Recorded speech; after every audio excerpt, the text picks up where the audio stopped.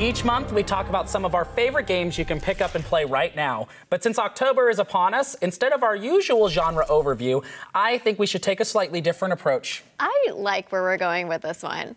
So video games are home to some of the strongest intellectual and powerful characters of all time.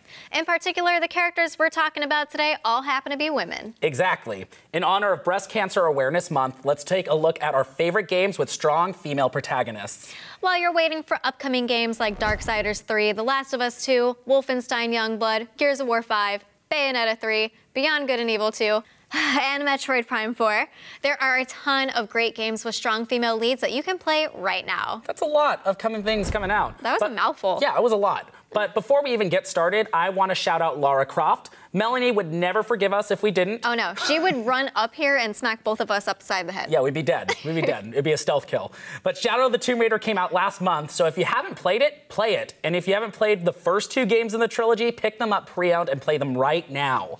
Speaking of games you might be able to pick up pre-owned to save yourself some money, we got 5 awesome recommendations. So let's start with Bayonetta 2. So Bayonetta was a great beat-em-up game delivered from Platinum Games, originally on Xbox 360 and PS3, and Bayonetta 2 was a Wii U and Nintendo console exclusive. So that was really cool to get that exclusive. Yeah. So now you can pick up Bayonetta 2 for Switch, and if you pick it up new, a download for the first game is included if you like.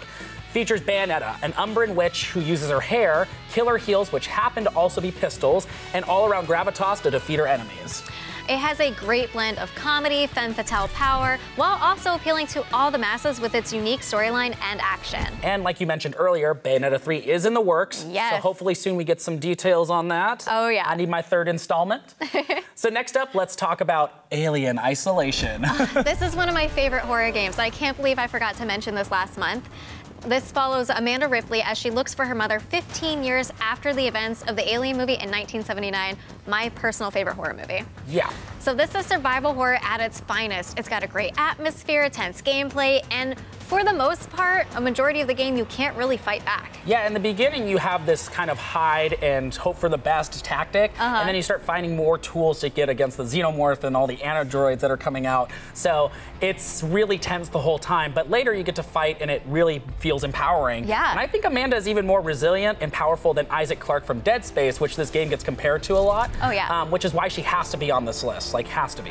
One of my favorite parts of that game too was the DLC, where you actually get to play as the crew on the Nostromo from the original 1979 movie when they're like, let's get him out through the air vents. And you can play as Ripley in the air vents, and they have Sigourney Weaver do all the voices for her own characters. It's so good. That's like a cool breath of fresh air because the recent Alien games that came out before that were just kind of hit or miss, but this one felt like a true Alien movie. Oh, absolutely.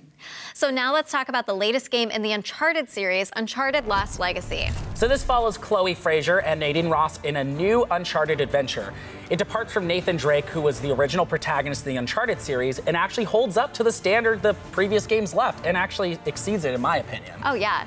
They search for the Temple of Ganesha, solve puzzles, take parts in gunfights, and let the banter roll between Nadine and Chloe. Which is always enjoyable. Lots of really fun banter back and forth. And it's cool to see this different take on the fan favorite characters from Uncharted 2 and 4 who now get the spotlight, because we never get to see that on some of the side characters or some of the more important characters, but getting those ladies to get their own game is amazing. Naughty Dog nails it every time. I mean, Last of Us 2, Ellie's gonna be the lead in that, so I mean, I'm just counting down the days. Give me an announcement sometime soon.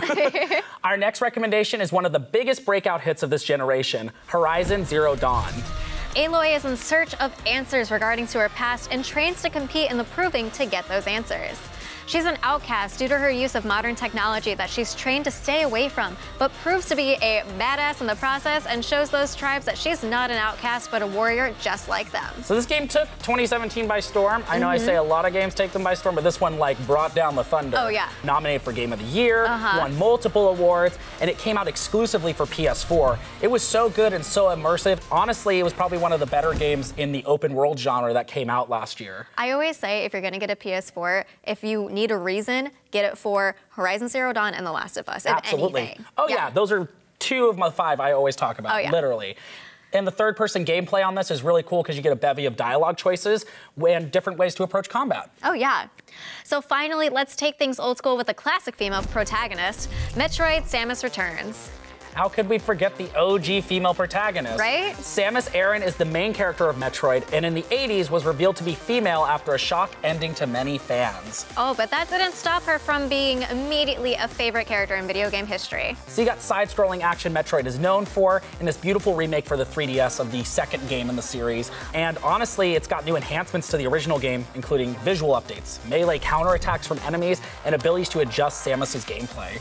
And it has better camera controls and lets you jump in and on the action quicker and more efficiently, and adds a level of depth to the 2D platformer. Yeah, there's a lot of great things they added to the 3DS functions for that game. So when that game came out, I grabbed it right away, and I had to see the comparison because I never got to play the original Metroid 2. Yeah. At least I believe I did, and I played it for like a second because I was so much younger. And I was like, I don't know what this is. Yeah. But I remember it left an impact for me to want to go back and play them because Samus is probably one of my favorite characters now. And so getting to play that on a handheld was awesome. Amazing. Yeah. Samus is such an iconic character, and she's made appearances in other games too, like Smash Brothers. Yeah, I hope she never goes away and she'll always be a part of iconic video game history. I hope so. So those are some great games, and I think honestly it's paying homage and giving respect to great women out there in the gaming world or in the real world is why these matter in this day and age, and everyone should go out there and play them. Absolutely, and there are so many more great games out right now with iconic female protagonists. Just to name a few, there's Tears of Berseria, Hellblade: Senua's Sacrifice, Dishonored 2,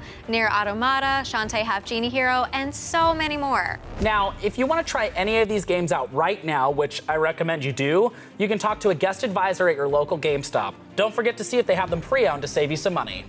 All right, it's time to take a quick break, but when GameStop TV continues, it's Halloween, and a little bit more Halloween. Spooky. Get that out of here.